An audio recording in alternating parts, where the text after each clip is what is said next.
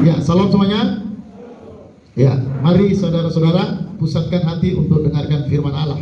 Ya, mari kiranya hati kita terhadap firman Allah sungguh-sungguh fokus. Ya, saudara, jangan sampai kehilangan firman Allah. Firman Allah adalah kekayaan orang percaya. Maka karena itu dengarkan baik-baik, pelajari baik-baik.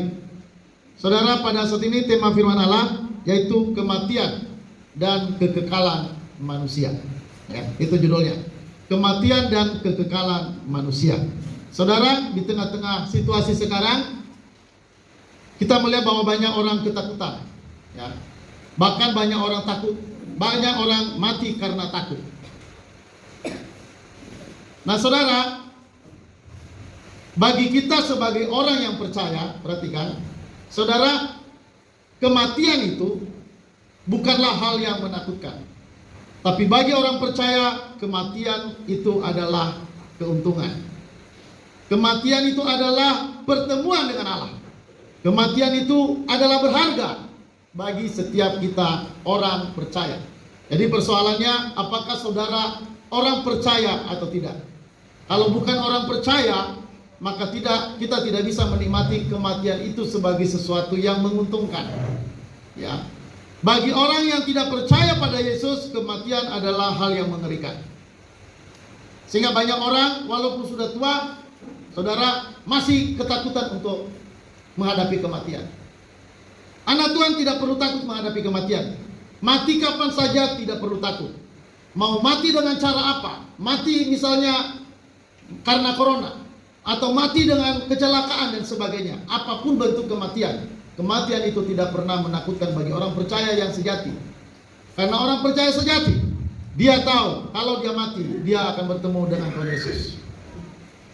Nah, saudara, perhatikan kematian dan kekekalan manusia. Yang pertama, manusia ditetapkan mati sekali. Jadi kalau saudara perhatikan, manusia itu ditetapkan mati. Tapi matinya hanya sekali, bukan dua kali. Jadi kematian itu adalah sebuah ketetapan. Kenapa ditetapkan mati? Kenapa manusia ditetapkan mati? Kan Allah dulu kan menciptakan manusia kan bukan untuk mati. Allah menciptakan manusia yang segambar dan serupa dengan dia.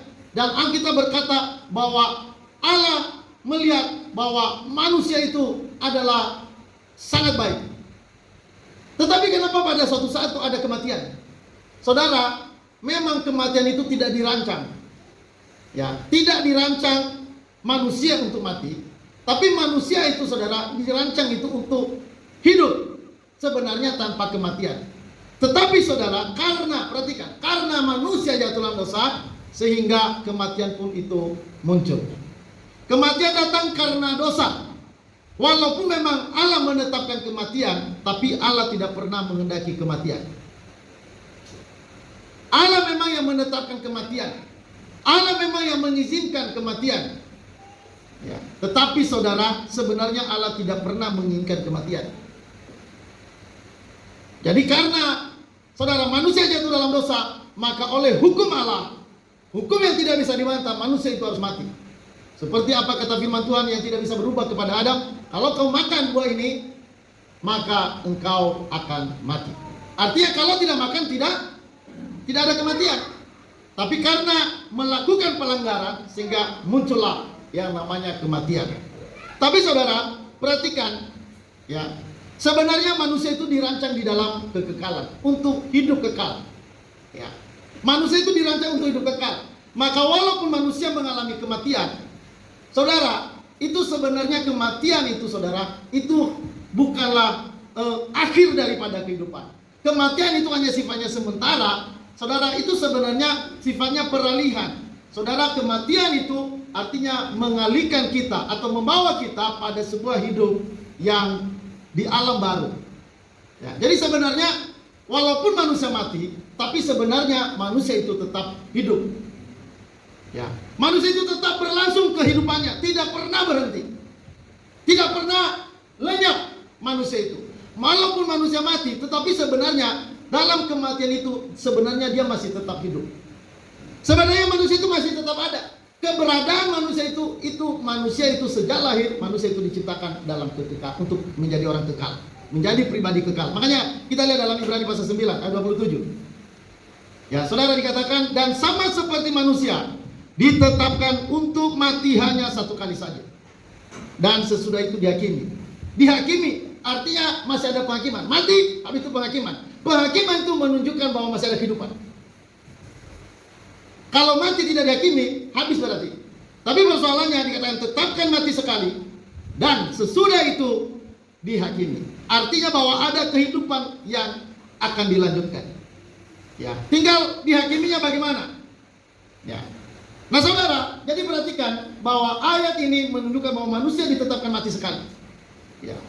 Selanjutnya dihakimi. Dihakimi menunjukkan bahwa manusia akan menerima suatu kehidupan yang akan ditetapkan untuk hidup selama-lamanya di sorga atau di neraka selama-lamanya.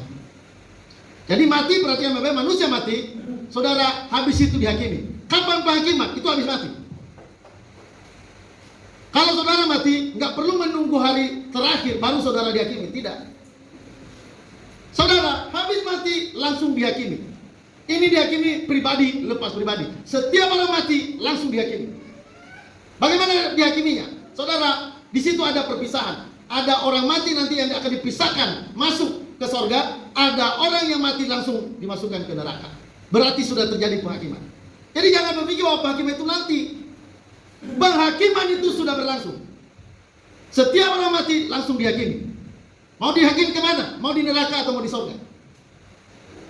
Ya. Jadi saudara, artinya setelah dihakimi berarti akan ada keberlangsungan hidup di mana?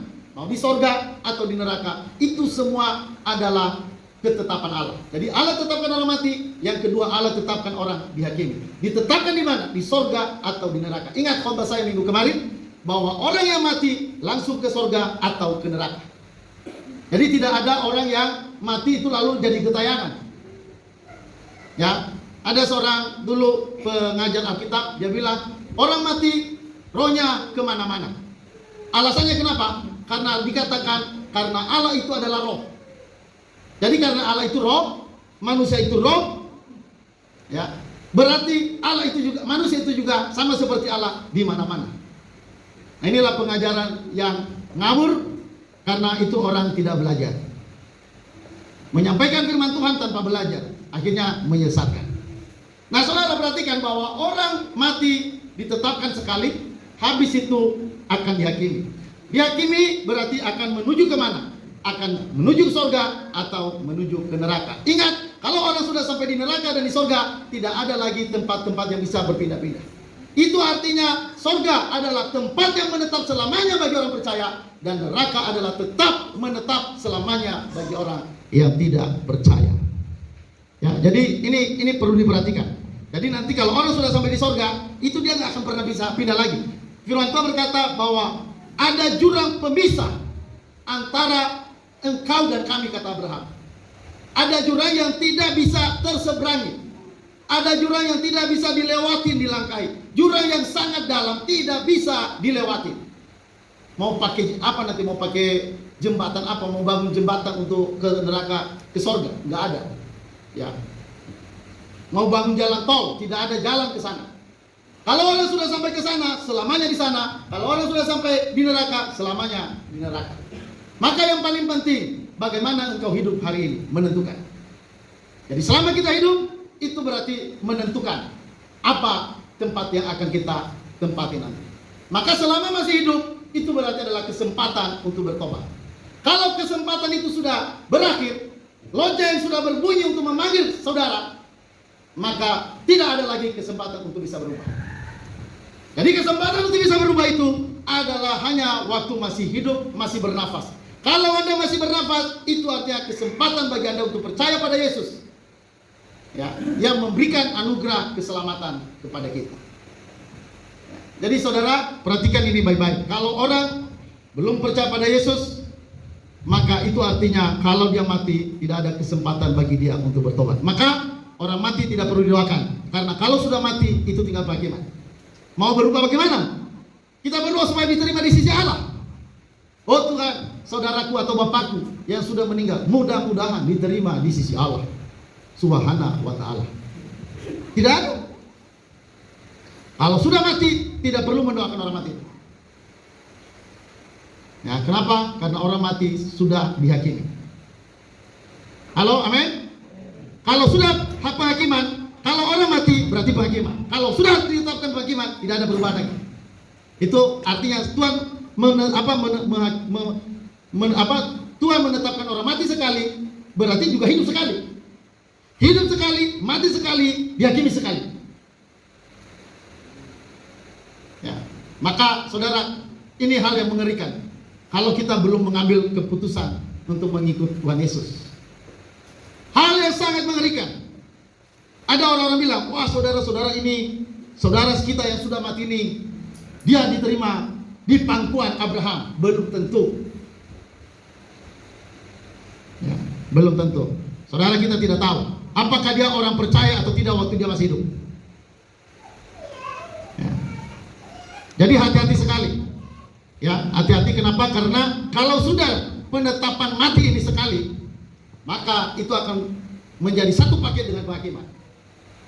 Ya, kalau sudah mati, itu artinya penghakiman. Jadi tidak menunggu hari penghakiman terakhir baru kita dihakimi. Tidak. Orang yang mati langsung dihakimi.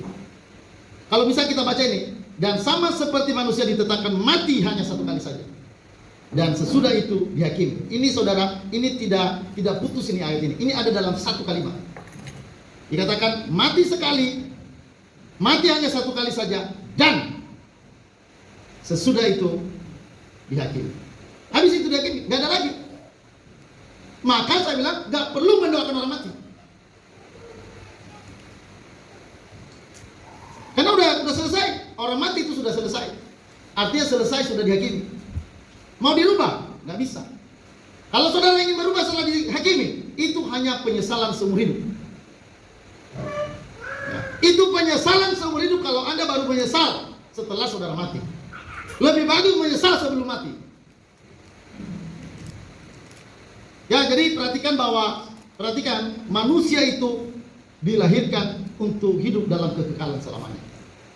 Ya, jadi manusia itu mati tidak berhenti, tidak lenyap. Manusia mati tidak lenyap. Manusia itu masih harus dihakimi. Dihakimi untuk masuk ke mana? Untuk ke surga atau ke neraka.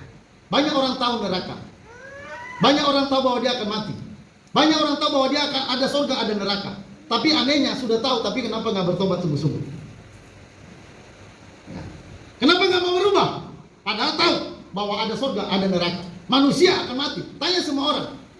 Orang Kristen bukan orang Kristen, pasti kalau ditanya tahu apa itu surga, apa itu neraka. Tahu. Ya, itu hukuman terakhir katanya. Tapi kenapa banyak orang tahu tapi tidak mau bertobat? Maka bersyukurlah kalau sampai saudara punya hati untuk bertobat, percaya pada Tuhan Yesus. Amin. Karena banyak orang dengarkan hari ini tapi tidak bertobat. Banyak orang dengarkan kebenaran ini tapi mereka nggak sungguh-sungguh percaya. Jadi perhatikan bahwa manusia itu ditetapkan mati sekali, baru dihakimi. Itu artinya manusia akan hidup selama-lamanya di sorga atau di neraka. Yang kedua, perhatikan manusia akan hidup. Ya, yang kedua manusia akan hidup dalam kekekalan selamanya. Ya, dalam pengkhotbah tadi, ya itu kita udah. Ya, dalam pengkhotbah kita baca sama-sama pengkhotbah 3 ayat 11. Kita baca sama-sama 1 2 3. Ia membuat segala sesuatu. Ayo ulangi. Pengkhotbah 3 ayat 11.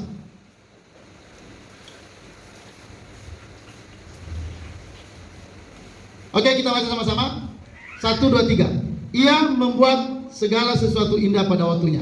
Bahkan ia memberikan kekekalan dalam hati mereka. Tetapi manusia tidak menyelami pekerjaan yang dilakukan Allah dari awal sampai akhir. Jadi saudara perhatikan, Allah, saudara menetapkan kekekalan dalam hati manusia. Jadi artinya manusia diciptakan dengan kekekalan. Ya, dia memberikan kekekalan. Sekali Allah tetapkan ini tidak bisa berubah. Ya, tidak ada manusia nanti yang akan lenyap. Termasuk waktu orang yang mati dihukum oleh air bah. Itu orang mati itu bukan berarti mati habis, tapi ini mati seterusnya hidup. Seterusnya hidup di alam yang bukan dunia ini lagi, tapi itu alam baru, dunia baru atau maut. Nah, jadi saudara, setiap kita dilahirkan dalam kekekalan. Sejak lahir, perhatikan baik-baik. Sejak lahir kita menjadi manusia kekal. Ya, sejak lahir kita menjadi manusia yang kekal. Ya. Jadi makanya sebenarnya walaupun manusia dibunuh, dia akan tetap hidup. Nah, saudara, yang kedua, bahwa Allah kekal dari dulu sampai selama-lamanya. Ya. Jadi kenapa Allah menciptakan manusia kekal? Karena memang Allah menciptakan, karena Allah itu memang kekal. Allah itu kekal sehingga dia menciptakan manusia yang kekal seperti dia. Dan itulah kita. Ya, saudara, dikatakan dalam 1 Timotius pasal 6 ayat 15 sampai 16. 1 Timotius 6 ayat 15 sampai 16. Yaitu saat yang akan ditentukan oleh penguasa yang satu-satunya dan yang penuh bahagia, Raja di atas segala raja dan Tuhan di atas segala Tuhan. Dialah satu-satunya yang tidak takluk kepada maut. Dia adalah satu-satunya tidak tunduk pada kematian. Bersemayam dalam terang yang tak terampiri. Seorang pun tak pernah melihat dia, dan memang manusia tidak pernah melihat dia. Baginya lah hormat dan kuasa yang kekal. Amin. Jadi saudara, dikatakan dia satu-satunya yang tidak takluk kepada maut. Itu dalam terjemahan yang saya kasih kurung dalam tanda kurung ini. Oh, ada orang di sini. Dia adalah satu-satunya yang tidak tunduk pada kematian. Jadi Allah itu adalah Allah yang ada dalam kekekalan. Dari selama-lamanya dia kekal sampai selama-lamanya dia kekal. Dari selama-lamanya sampai selama-lamanya. Kalau manusia, saudara, bukan dari selama-lamanya. Dari lahir sampai selama-lamanya. Halo, amin. Ini harus dipertajam dalam hati kita sehingga kita nggak main-main dengan keselamatan kita. Ya. Jadi saudara, Allah itu kekal dan dia menciptakan manusia yang segambar dengan dia, sehingga ini menjadi dasar bagi kita bahwa manusia itu pun akan mengalami kekekalan selamanya. Ya. Yang kekal itu sebenarnya secara mutlak adalah Allah. Karena dia Allah yang menciptakan manusia yang segambar dan serupa dengan dia, sehingga dia menciptakan kekekalan dalam hidup manusia. Maka tadi dikatakan di dalam Pengkhotbah pasal 3 ayat 11, dia membuat segala sesuatu indah pada waktunya, bahkan ia memberikan kekekalan dalam hati mereka. Jadi saudara, Allah memberikan kekekalan dalam hati mereka. Nah saudara, karena manusia itu setelah mati akan diyakini, maka seharusnya yang paling penting harus kita pikirkan bukan bagaimana kita hidup di dunia ini, tapi bagaimana nanti hidup kita di masa akan datang. Ini sebenarnya yang harus dipikirkan habis. Inilah yang harus direnungkan habis, bagaimana aku nanti hidup dalam kekekalan itu. Ya. Ini yang seharusnya memacu bagaimana kita hidup. Tapi banyak orang hari ini lupa dengan kekekalan yang akan datang. Banyak orang hari ini hanya berputar sekitar kehidupannya. Banyak orang hari ini hanya berfokus pada kehidupannya, tapi dia nggak memikirkan kehidupannya yang akan datang. Ya, saudara, kita yang ada di sini perhatikan kehidupan yang akan datang. Jangan hanya memikirkan kehidupan di dunia. Jangan berpikir bahwa aku mau hidup memuaskan diri di dunia ini. Ingat, akan ada penghakiman. Ya. Jadi karena penghakiman inilah, maka kita seharusnya hidup lebih sungguh-sungguh di hadapan Allah. Ya. Nah, perhatikan arti kekekalan. Ya, arti kekekalan adalah merupakan keabadian dalam arti keberadaan yang tidak terbatas oleh waktu, di mana makhluk hidup terus-menerus selama-lamanya dimiliki oleh Allah. Ya. Semua makhluk roh, termasuk jiwa dan roh manusia. Maksudnya kekekalan itu artinya sebuah keabadian, keberadaan di mana segala makhluk, ya baik Allah, baik roh maupun roh jahat, setan dan manusia akan terus-menerus hidup selama-lamanya. Ya. Jadi Allah, manusia, makhluk roh, baik roh yang baik maupun roh yang jahat, itu akan hidup terus-menerus selama-lamanya. Ya. Jadi saudara, itulah keberadaan kita manusia. Ya. Manusia itu dia akan hidup selama-lamanya. Bukan hanya manusia, termasuk roh jahat, roh baik, malaikat-malaikat baik pun mereka juga ikut untuk hidup di dalam kekekalan selama-lamanya. Nah, perhatikan ada banyak dasar-dasar Alkitab. Itu banyak ya, dasar-dasar Alkitab mengenai kekekalan atau keabadian jiwa manusia. Perhatikan. Ya. Nah, coba kita lihat sebentar dalam Alkitab dalam 2 Timotius 1 ayat 10. Ya, ini dalam teks Alkitab Perjanjian Baru.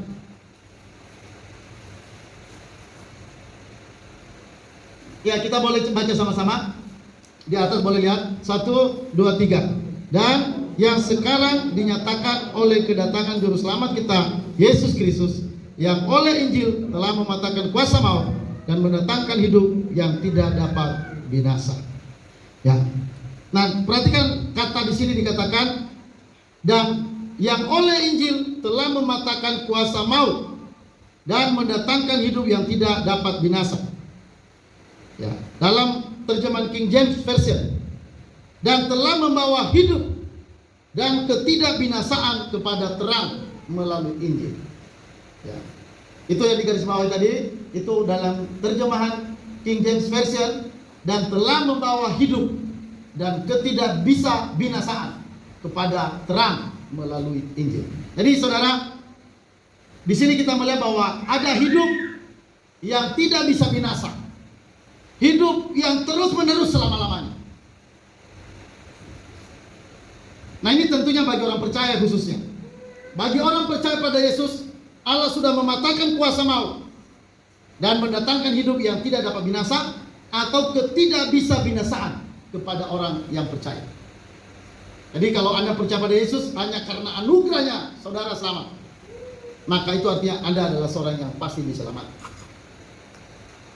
Dan saudara tidak akan binasa, tidak bisa dibinasakan. Nah, alasan yang kedua, ya, alasan kedua itu tadi manusia diciptakan menurut gambar dan rupa Allah. Inilah salah satu alasan kenapa manusia itu adalah makhluk kekal, makhluk abadi. Ya, alasan yang keduanya, manusia diciptakan segambar dan serupa dengan Allah. Kita tahu Allah itu adalah maha kekal, maka kita juga sama diciptakan seperti itu. Ya. Selanjutnya alasan yang ketiga, kenapa manusia itu ya akan hidup abadi atau hidup dalam kekekalan.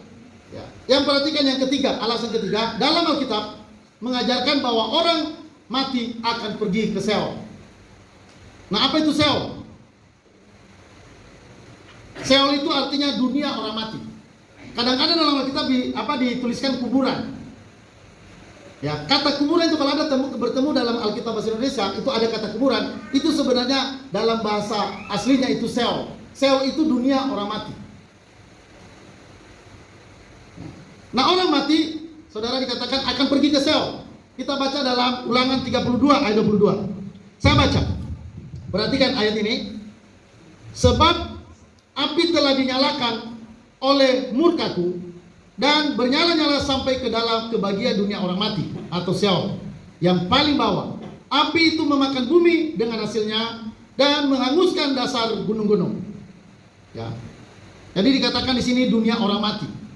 Dalam Ulangan 32 ayat 22, sebab api telah dinyalakan oleh murkaku dan bernyala-nyala sampai ke bagian dunia orang mati. Jadi ada dunia orang mati. Mazmur 9 ayat 18. Orang-orang fasik akan kembali ke dunia orang mati atau Seol. Ya, segala bangsa yang melupakan Allah akan kembali. Jadi saudara, ada dunia orang mati. Berarti orang mati kalau punya dunia berarti masih hidup. Tentu tidak hanya semacam dikumpulin semua orang mati lalu dikarungin, ditaruh di dalam sebuah tempat tertentu. Tentu tidak seperti itu. Ya, artinya ada dunia orang mati itu menunjukkan bahwa ada kehidupan di balik kematian. Ada kehidupan setelah kematian, kehidupan yang terus-menerus dalam keabadian. Ya, oke, lanjut dalam Mazmur 49. Mazmur 89 ayat 49. Siapakah orang yang hidup dan yang tidak mengalami kematian, yang dapat meluputkan nyawanya dari kuasa dunia orang mati atau Seol? Jadi orang mati ini ada dunia. Ya, ada dunia yang akan dia masuki. Itu yang disebut Seol, dunia orang mati. Ya, tempat orang meninggal. Nah, saudara, jadi orang mati itu masuk ke dalam sebuah dunia yang baru. dan di sana hidup akan terus selama-lamanya. Ya, nanti kita lihat seperti misalnya Lazarus. Setelah mati Lazarus, dia masuk ke tempat yang namanya Firdaus. Ya. Lalu kita melihat orang kaya, dia langsung dibawa ke alam maut atau Hades. Ya. Nah, saudara, sel ini dunia orang mati. Ya. Nah, ada dunia orang mati yang pertama di sorga dan satunya di neraka. Oke, lanjut. Keempat, alasan keempat. Dalam Alkitab mengajarkan kebangkitan orang mati. Alkitab mengajarkan kebangkitan orang mati. Jadi ada orang mati akan dibangkitkan. Ya. Kita lihat di dalam di bagian pertamanya Keluaran. Keluaran pasal 3 ayat 6a. Lagi ia berfirman, Akulah Allah ayahmu, Allah Abraham, Allah Ishak, dan Allah Yakub. Ya. Tuhan berfirman kepada Israel, Aku adalah Allah Abraham, Aku adalah Allah Ishak dan Allah Yakub. Artinya orang-orang mati, Abraham yang sudah mati, ya, Yakub yang sudah mati, Ishak yang sudah mati, itu masih saudara mereka memiliki Allah.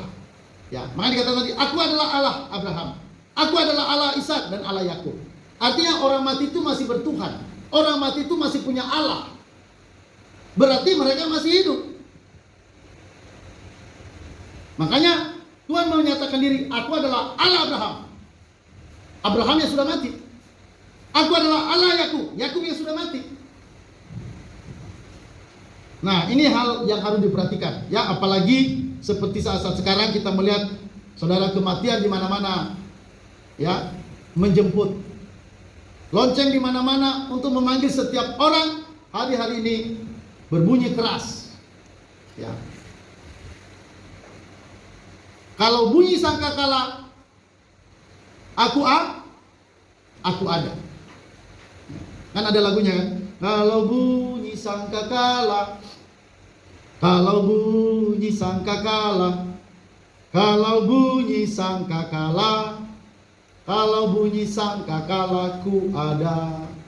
Jangan tunggu bunyi sangkakala terakhir. Masing-masing siap dengan bunyi sangkakala pribadi lepas pribadi. Halo, amin? Jangan berpikir bahwa nanti bunyi sangkakala itu nanti terakhir. Hari ini saudara bunyi sangkakala memanggil orang di mana-mana. Kita mendengarkan bunyi sangkakala. Kita mendengarkan paman kita mati.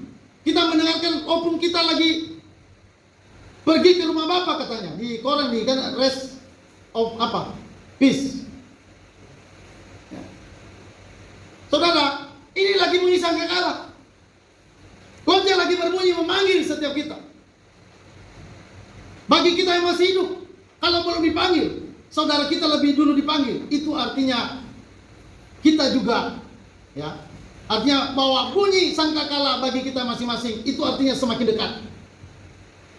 Halo, amin?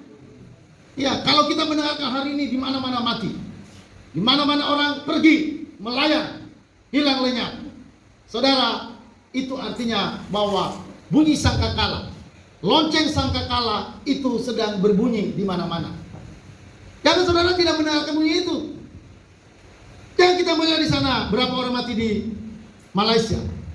Ya, katanya di daerah Malaysia itu ada satu daerah itu katanya zona hitam. Artinya itu bahaya corona luar biasa, zona hitam. Sekarang di mana-mana, di Jakarta itu bunyi sangkakala lagi berdering keras sampai Pak Anies sampai dia bikin peti mati di mana-mana. Dia taruh peti mati di sana, dia pampang, dia panjang dia dipajang sama dia. Kenapa? Supaya orang tahu ini hari-hari kematian. Kita sudah dekat dengan kematian. Saya aja agak lucu waktu Anies membuat proyek membuat peti mati di mana-mana. Bukan untuk mengubur orang mati, bukan. Dia buat peti mati, lalu dia taruh di mana-mana, dia pasang di sudut-sudut mana. Lalu itu menjadi semacam iklan. Seakan-akan berbicara ini hari-hari kematian. Bersiaplah. Siapkan dirimu akan hari ini. Kita nggak tahu malam ini siapa dipanggil. Kita nggak tahu. Mungkin malam ini yang dipanggil adalah Dio. Atau mungkin Renji. Mana Renji? Apa udah dipanggil? Kita tidak tahu siapa yang malam ini dipanggil. Kita nggak tahu 1 jam 2 jam lagi siapa yang dipanggil. Tapi jangan berpikir siapa yang mau dipanggil. Jangan lihat kiri kanan. Sekarang lihatlah dirimu. Kalau malam ini saudara dipanggil bagaimana? Ya. Mau bilang, saya belum siap dipanggil. Pak, mau siap tidak siap, kalau waktunya Anda akan dipasang. Amin.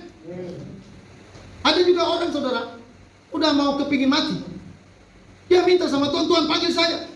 Enggak dipanggil-panggil. Ada juga orang begitu. Sekarang ini enggak dipanggil, langsung datang. Nah ini orang mau datang pada Tuhan minta mati, nggak bisa mati-mati. Ada juga begitu. Udah sekarat, nafas satu-satu, 3 tahun dia minta terus supaya Tuhan manggil dia cepat.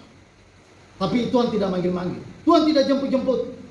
Kadang-kadang dia bilang, Tuhan, ayo jemput saya. Jemput, saya sudah tidak tahan lagi. Sambil dia mengeluarkan air mata.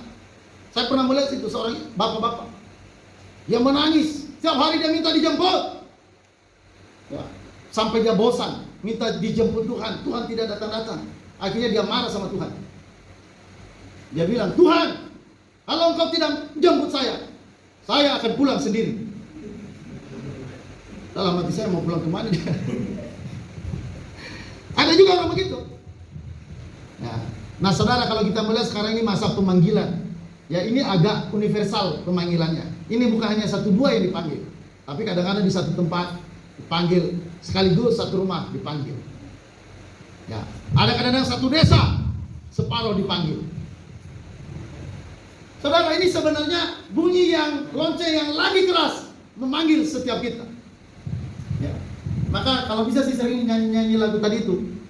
Kalau bunyi sangkakala, kalau bunyi sangkakala, kalau bunyi sangkakala, kalau bunyi sangkakala, ku ada dalam arti diselamatkan. Jangan saudara ada tapi di neraka.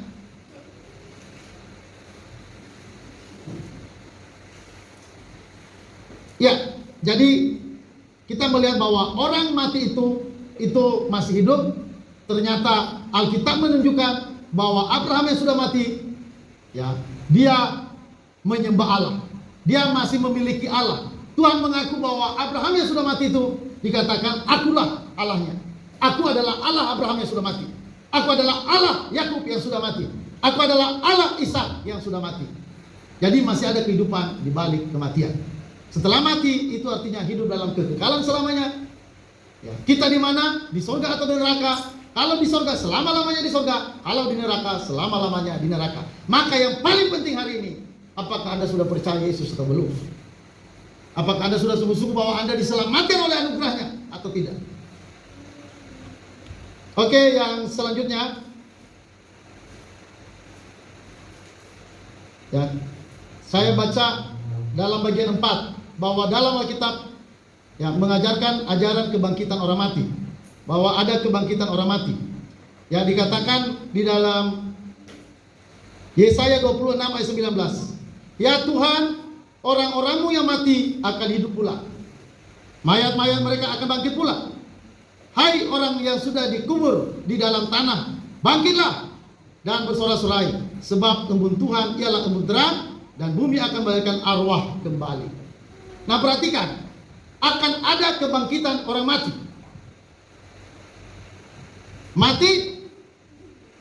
Habis mati, nanti menunggu kebangkitan. Setelah mati, ya, antara kematian dan kebangkitan, perhatikan baik-baik ya. Manusia mati, ya, terus nanti kan habis itu kan ada kebangkitan. Nah orang yang mati tadi, perhatikan, orang yang mati langsung ke surga atau langsung ke neraka, langsung ke Firdaus atau langsung ke alam maut. Berarti perhatikan, kematian ketika orang mati sebelum kebangkitan, berarti manusia itu hanya jiwa dan roh tanpa tubuh. Jadi kebangkitan itu nanti perhatikan, itu adalah setelah kebangkitan, berarti manusia itu di dalam tubuh. Tapi bukan lagi tubuh manusia biasa, tapi sudah masuk dalam tubuh kemuliaan. Jadi antara kematian sampai kebangkitan manusia ada di dalam jiwanya, jiwa di dalam jiwa tanpa tubuh. Manusia ada di sorga tanpa tubuh. Tapi setelah kebangkitan, manusia akan dikenakan tubuh. Jadi kalau orang mati itu tanpa mengenakan tubuh. Makanya nanti ada kebangkitan orang mati.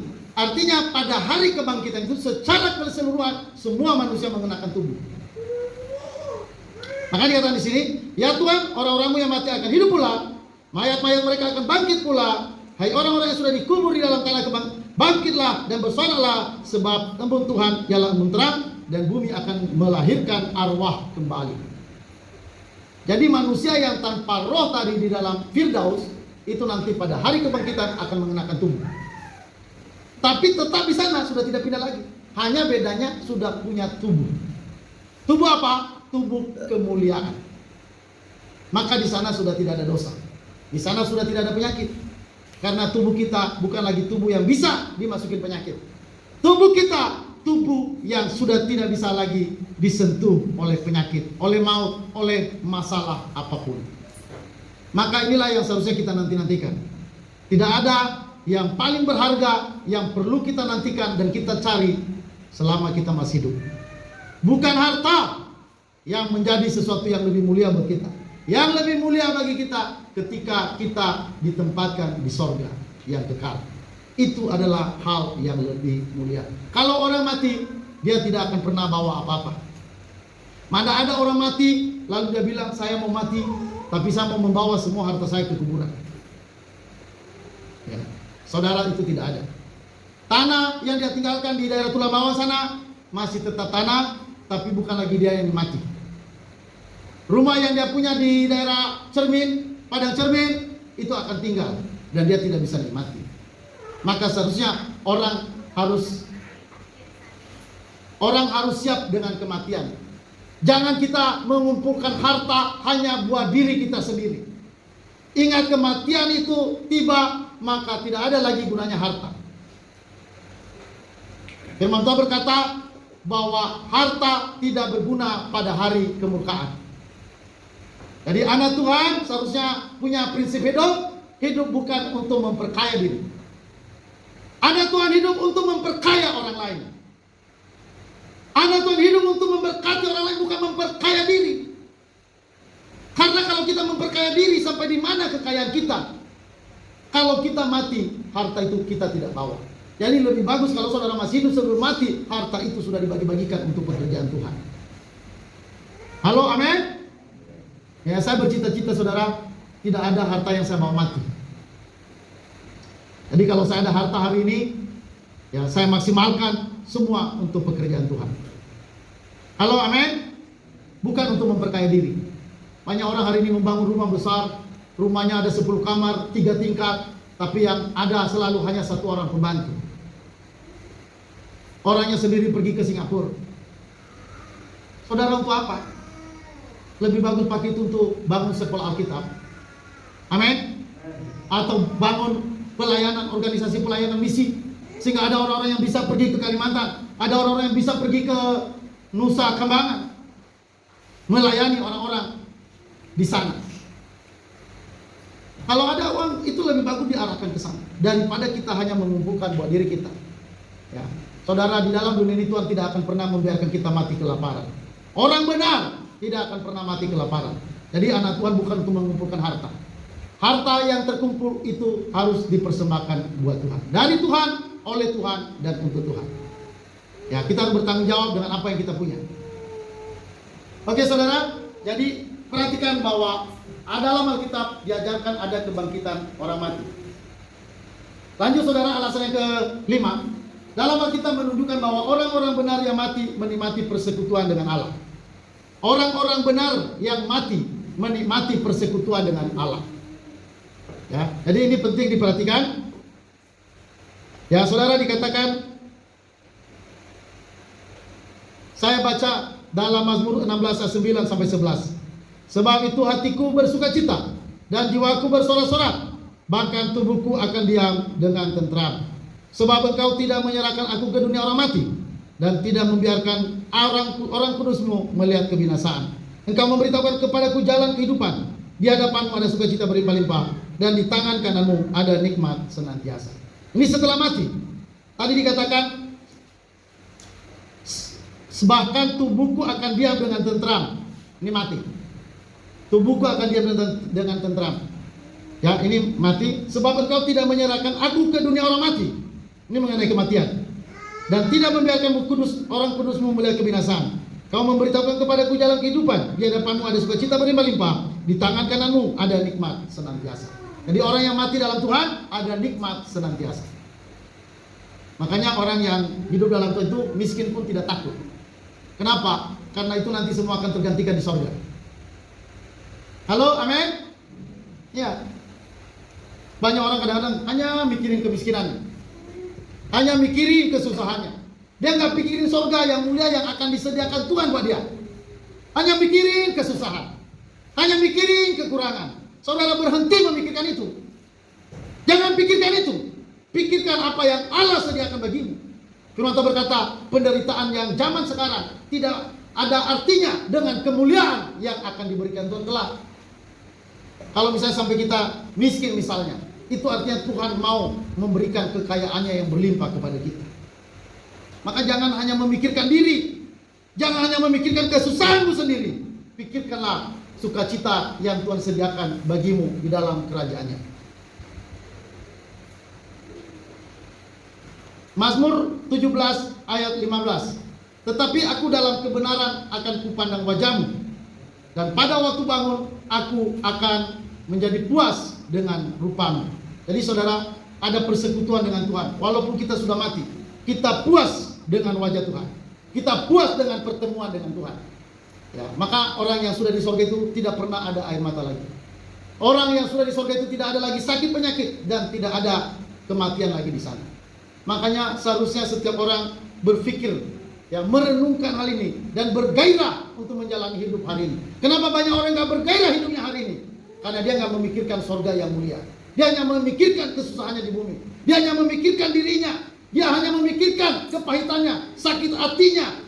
Itu yang dipikirkan oleh banyak orang hari ini. Orang yang hanya mikir itu terus tidak akan pernah bisa melihat surga. Orang yang hanya memikirkan kesusahannya, orang yang hanya memikirkan kepahitannya, dia tidak akan bisa melihat kemuliaan Allah. Karena itu seperti ditutup oleh awan gelap. Makanya kita saudara lihat pada Yesus. Firman Tuhan berkata, aku berlari-lari. Ya. Terus apa selanjutnya? Dan mengarahkan hidupku di hadapan Allah. Melupakan apa yang di belakangku. Lupakan apa yang di belakangmu. Lupakan semua penderitaan, tekanan. Bukan memikirkan itu terus. Siapa di dunia ini yang tidak menderita? Siapa di dunia ini yang tidak pernah susah? Di dunia ini penuh dengan kesusahan. Mau orang kaya pun kelihatannya kaya pun tetap susah. Kita nggak tahu kalau dia penyakit tumor di dalam tubuhnya. Dia mungkin memang bisa bawa mobil mewah kemana-mana. Tapi kan kita nggak tahu di dalam tubuhnya kan ada penyakit.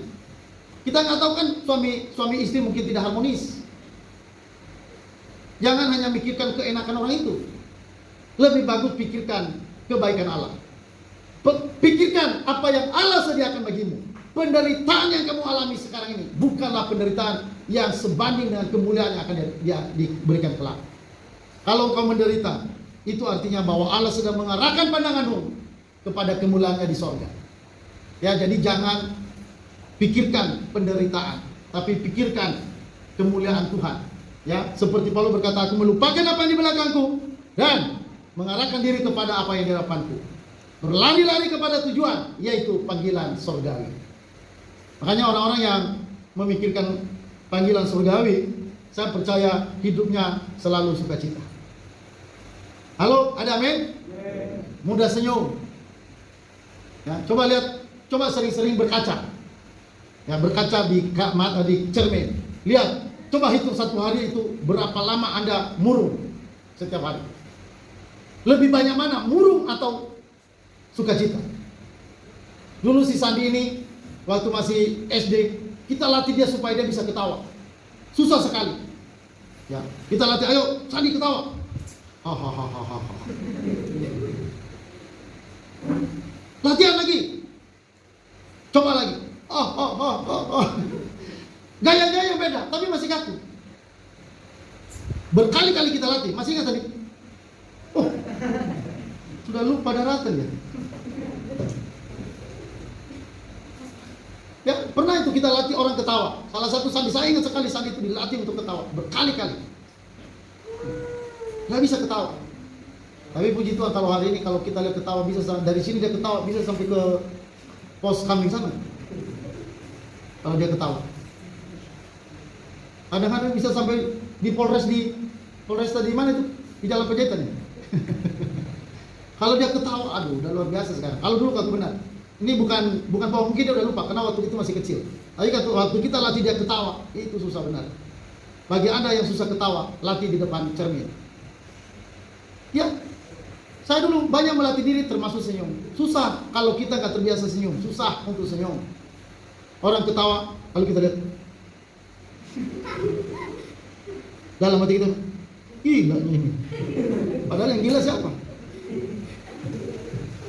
Kalau nggak bisa senyum itu orang gila.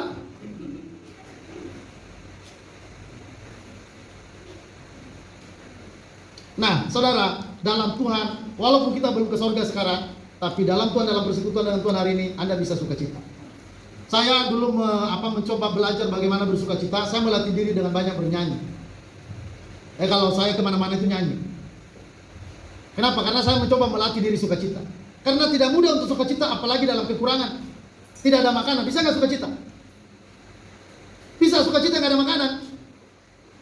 Saya susah untuk bersukacita ketika tidak ada makanan. Jangankan tidak ada makanan, snack nggak dibagi aja nggak dapat bagian, udah marah-marah dia.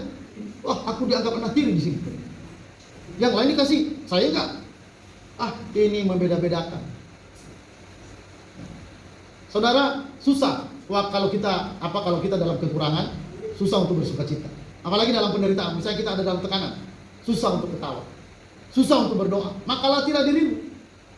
Salah satu kunci buat saya dulu, kenapa saya bisa menghadapi tekanan, yaitu menjaga sukacita saya selalu, yaitu dengan selalu bernyanyi. Nah, puji Tuhan banyak pengarang-pengarang lagu, banyak lagu-lagu yang bagus, itu nyanyikan. Saya suka menyanyi dulu, Tuhan adalah gembalaku. Itu panjang hari kadang-kadang saya nyanyi, Tuhan adalah gembalaku. Kenapa? Karena waktu itu saya dalam kekurangan luar biasa. Kemana-mana pakai waktu ke Bengkulu, saya dulu itu celananya hanya 2 setel. Dalam setahun bayangkan hanya pakai 2 setel, yang satu gantung ke celana silat. Makanya orang bilang ini pendeta tukang karate. Kemana-mana celananya gantung. Yang mau pakai celana yang lain nggak ada. Ya, sekarang kalau kita di sini, baju bala pakai sekali buang. Iya, makanya ini luar biasa. Kalau kami dulu, waduh, kalau untuk dapat baju harus berdoa. Doanya bertalu-talu, menangis di kamar. Saya pernah berdoa untuk minta baju sama Tuhan. Benar-benar dikasih memang. Dikasih waktu itu saya minta Tuhan berikan saya baju putih, dikirim saudara. Saya minta sepeda sama Tuhan, dikasih. Semua harus meminta sama Tuhan. Pada waktu itu waktu berada di Bengkulu. Untuk pakai kaos kaki aja supaya kaos kaki berdoa sama Tuhan. Tuhan kirim saya kaos kaki. Tiba-tiba saya komsel, ada bapak-bapak, dia biasanya suka berburu, kakinya besar. Lalu kemarin-kemarin dia beli kaos kaki. Dia coba-coba di kakinya pas saya datang ke rumahnya. Nggak muat. Lama-lama dia bilang, oh ini untuk Pak Murima. Jadi Tuhan bisa membuat semua itu bisa terjadi. Saya berdoa supaya Tuhan kasih saya kaos kaki. Dikasih kaos kaki melalui orang salah beli. Dia beli di pasar buat dia pasang-pasang di kakinya nggak cocok, kesempitan. Akhirnya dibilang ini berarti untuk pemerintah, tukang buru babi hutan. Saudara, dalam Tuhan itu indah, bisa menikmati hidup dalam Tuhan. Walaupun ada dalam kelaparan, ada dalam kemiskinan, ya, ada dalam kesusahan, ada dalam penyakit. Kalau engkau adalah orang yang cinta Tuhan, maka Anda pasti tetap bisa bersukacita. Ya, ada dulu teman saya bilang, dia bilang orang yang di dalam Yesus, ya, orang yang di dalam Yesus, walaupun katanya makannya hanya sayur tempe, tapi katanya dia masih bisa goyang kaki. Kakinya bisa digoyang katanya. Orang yang hanya makan tempe tambah nasi doang, tapi dia masih bisa sukacita. Kakinya masih bisa digoyang. Tapi ada orang kaya makan makanan daging, tapi tidak ada sukacita. Dia makan daging seperti ban karet, nggak bisa ketelan, tidak ada sukacita dalam hidup. Jadi kita bersyukur. Bersyukurlah apapun keadaan kita. Bersyukurlah, jangan fokus pada diri kita. Karena kita tahu Tuhan itu adalah maha baik. Dia menyediakan yang kita perlukan. Jadi ada sukacita bagi orang yang benar di hadapan Tuhan. Baik di sorga nanti ada sukacita yang berlimpah-limpah. Alasan yang keenam, dalam Alkitab mengatakan jiwa orang mati tetap ada. Dan ini berlaku untuk orang percaya maupun tidak percaya. Saya baca satu ayat saja.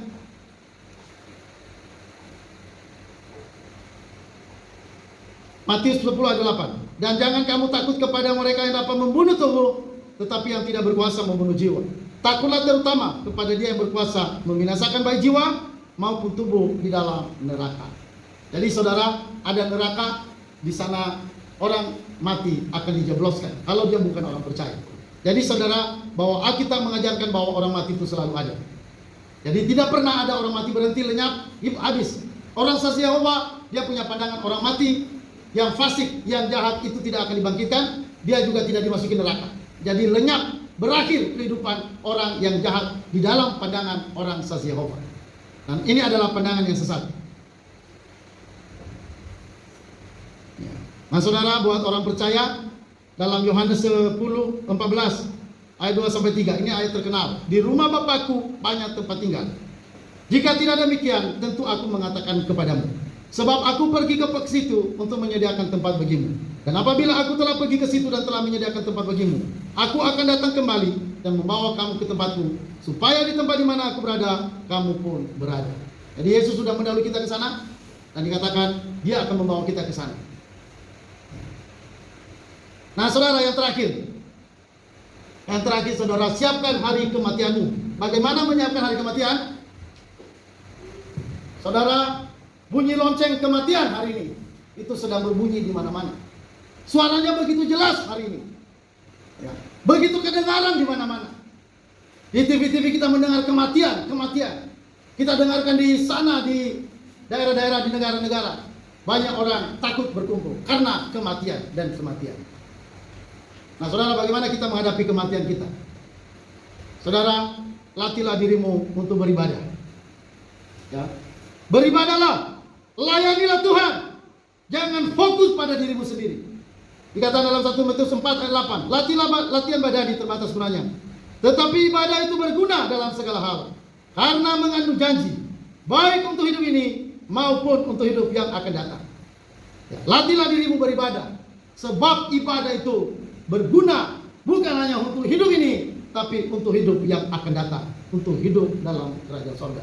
Kalau engkau melayani Tuhan, kalau engkau beribadah hari ini, maka itu akan diperhitungkan sebagai upah. Maka engkau akan mendapat upah dalam kerajaan.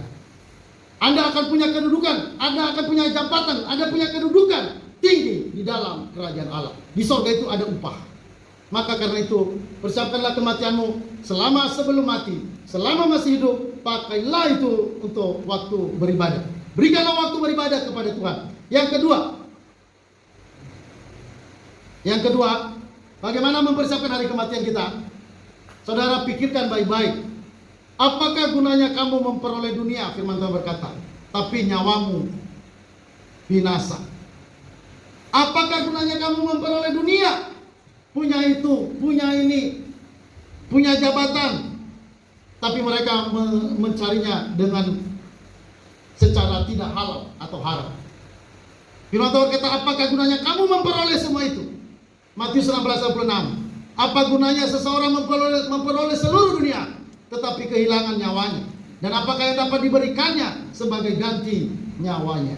Banyak orang hari ini nggak memikirkan nyawanya. Dia nggak memikirkan nyawanya ke neraka atau ke surga. Yang penting dapat uang.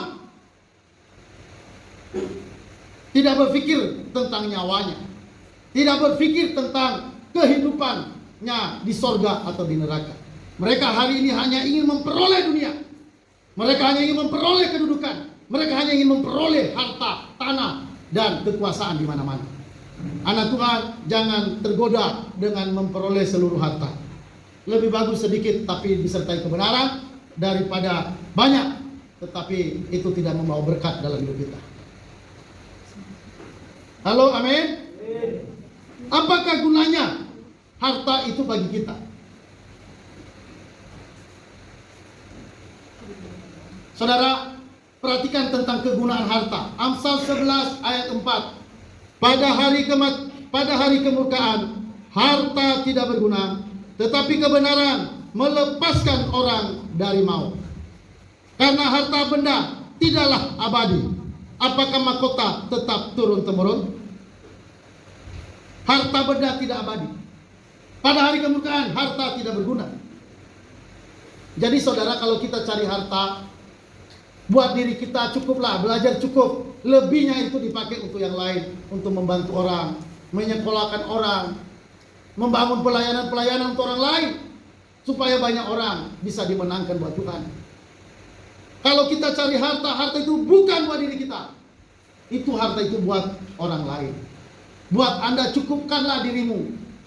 Ya, selebihnya pakai untuk mendanai pekerjaan-pekerjaan Tuhan. Hari ini banyak orang yang belum punya rumah. Hari ini banyak orang yang tidak sekolah.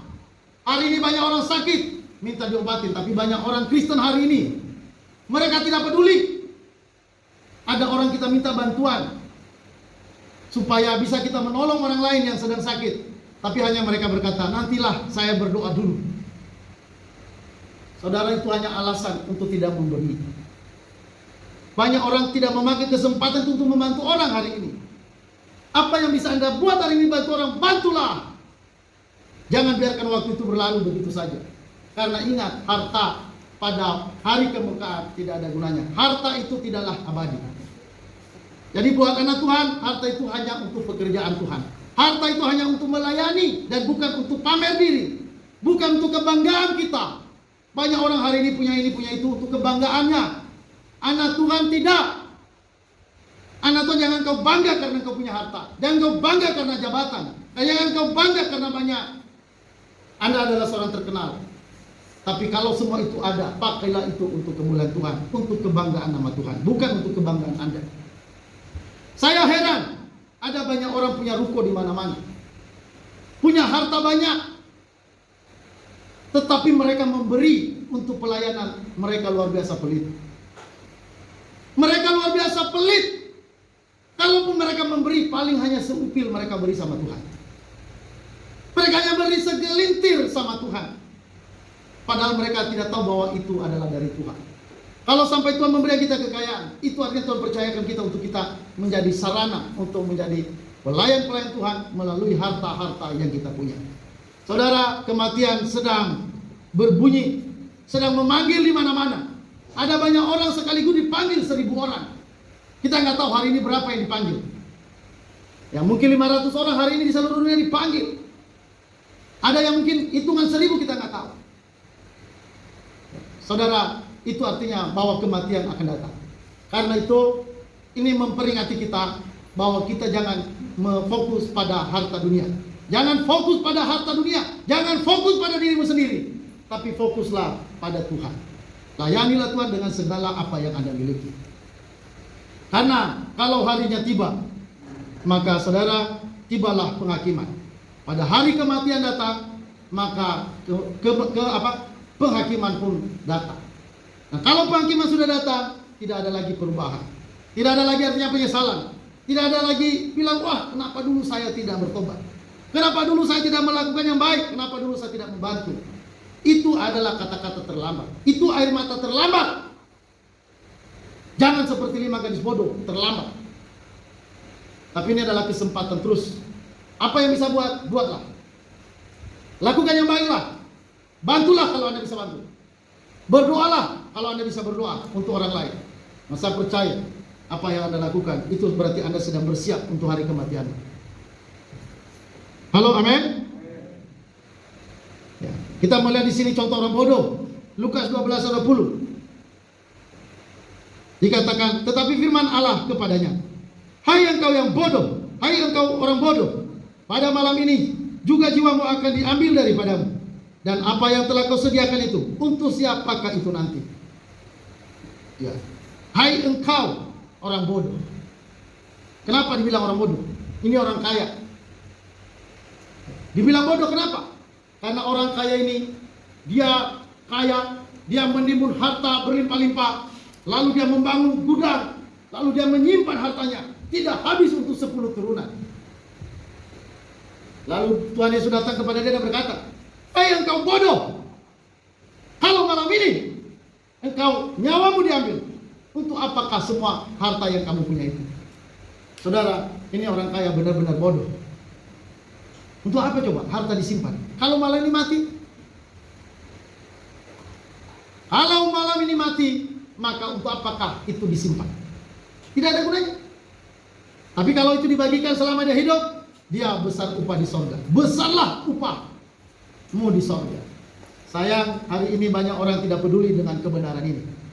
Banyak orang hari ini hanya fokus pada dirinya, membangun kekayaan, membangun ekonomi, membangun harta, tapi semua buat diri sendiri. Saya terkesan dengan seorang tua. Ketika dia pensiun, saudara, dia sudah tidak ada tanggungan lagi di dalam rumah tangga, dia nggak ada pembiayaan apa-apa lagi. Di akhir hidupnya, dia bekerja setelah pensiun. Dan dia bekerja, saudara, mencari uang hanya untuk membantu pelayanan CBN.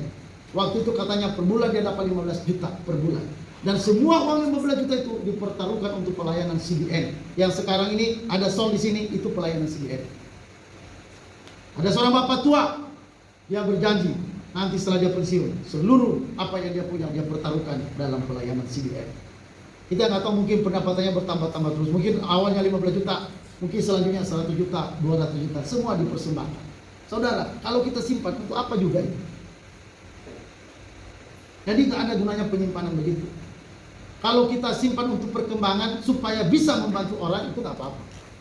Tapi kalau hanya membantu, hanya untuk menyimpan buat diri sendiri, untuk kepuasan diri sendiri, untuk kesenangan diri, untuk jaminan masa depan kita, maka itu adalah berbahaya bagi anak Tuhan. Kalau engkau orang yang bukan percaya, maka itu berarti Anda jelas-jelas orang itu akan binasa. Tapi kalau engkau anak Tuhan, punya uang, tapi uang hanya dibagi hanya untuk diri sendiri, itu sama seperti orang yang kaya muda tadi, itu orang bodoh. Dia tidak tahu, saudara, bahwa nanti kalau malam ini dia mati, dia nggak tahu bahwa itu tidak bisa dibawa kemana-mana. Jadi saudara, untuk apakah harta? Kita lihat dalam 1 Timotius 6 ayat 8 sampai 19. Saudara, biarlah kaya, tapi kayalah dalam memberi. Saya baca dalam 1 Timotius 6 ayat 18 sampai 19. Peringatkanlah agar mereka itu berbuat baik, menjadi kaya dalam kebajikan, suka memberi dan membagi, dan dengan demikian mengumpulkan suatu harta sebagai dasar yang baik bagi dirinya di waktu yang akan datang untuk mencapai hidup yang sebenarnya. Saudara, ini peringatan buat orang kaya.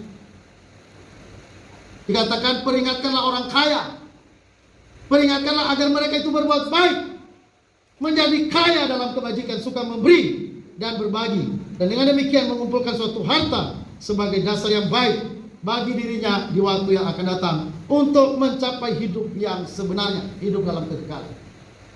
Jadi saudara, kalau kita kerja tujuannya untuk Tuhan. Paulus berkata, mati untuk Tuhan, hidup untuk Tuhan. Jadi harta buat anak Tuhan itu sarana untuk melayani. Fasilitas seperti misalnya ini tempat, ini fasilitas kita pakai untuk pelayanan. Ya, Bapak membangun gedung-gedung, semua itu berisi. Saya tidak mau ada gedung yang kosong. Kalau misalnya ada kamar yang kosong, kita tarik penghuni.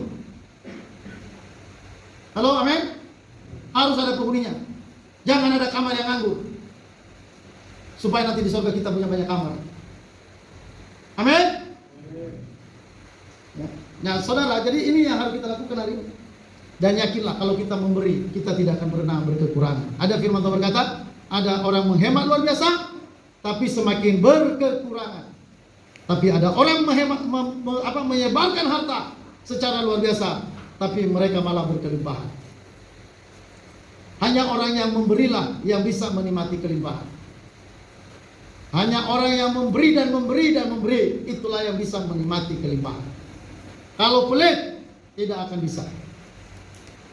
Ya, untuk kita orang-orang kaya, saudara-saudara yang kaya, mungkin suatu saat Anda kaya, jangan pernah sombong karena kekayaan. Mungkin kau bertalenta, jangan sombong karena talenta. Mungkin kau jadi orang terkenal, jangan sombong karena keterkenalan Anda. Tapi kalau itu ada semua, pakai itu untuk melayani Tuhan. Kalau punya jabatan, pakai itu untuk melayani Tuhan. Kalau punya keuangan yang baik, pakai itu untuk melayani Tuhan. Saudara, saya percaya orang yang memakai hidupnya untuk Tuhan itu adalah orang yang siap menghadapi hari kematian. Orang yang siap untuk dipanggil ketika bunyi lonceng sangkakala berbunyi. Maka itu artinya dia siap menghadap raja di atas segala raja. Dia siap untuk dihakimi. Anak Tuhan dihakimi, tentu dihakimi dalam arti dia dapat upah berapa, dia dapat kedudukan berapa, dia akan menguasai kota berapa. Itu upah bagi orang-orang yang melayani Tuhan. Ya. Nah, bagi orang-orang yang bersungut-sungut, bagi orang yang hanya mengerutu, bagi orang yang hanya mukanya muram terus-menerus, engkau akan dapat upah. Engkau akan diberikan mahkota, tapi itu hanya mahkota plastik. Amin. Mahkota mainan. Mau mendapat mahkota mainan? Paulus berkata, saat kematianku sudah dekat. Ya. Darahku sudah mulai dicurahkan untuk ibadahmu. Aku telah melakukan pertandingan yang baik. Aku telah melayani dan memelihara iman. Dan sekarang tersedia bagiku mahkota kebenaran. Dan juga bagi semua orang yang percaya. Semua orang yang percaya sama dengan Paulus akan mendapatkan mahkota abadi. Jadi saudara, yang kita kejar itu apa? Kejarlah mahkota. Karena itu siapkanlah hari kematian. Amin. Kalau bisa di meja Anda buat sebuah peti. Lihat setiap hari kalau bunyi sangkakala akan datang. Saudara, ada orang itu, saudara, si Ahok kalau salah ya, dia buat batu kan, dia pasang batu, apa itu batu kematian atau apa itu. Saudara boleh buat begitu, ngapa? Kapan Anda mati? Kita nggak tahu. Ya. Sebenarnya lebih cepat lebih baik, tapi jangan minta mati kalau belum waktunya. Karena yang mengatur kematian bukan kita, tapi kita nggak tahu kapan. Maka karena itulah, karena kita nggak tahu, maka siapkanlah hari kematian itu. Ya, siapkanlah hari kematian dengan apa tadi? Beribadah, melayani Tuhan. Harta kita persembahkan untuk pekerjaan Tuhan. Maka saya percaya, saudara, apa yang kita bangun itu tidak pernah sia-sia. Jeri lelahmu tidak akan sia-sia. Itu artinya Anda siap menghadapi hari kematian. Anda siap menghadapi hari penghakiman. Anda siap untuk menerima upah. Oke, itu aja firman Tuhan yang kita bisa dengarkan pada kesempatan ini.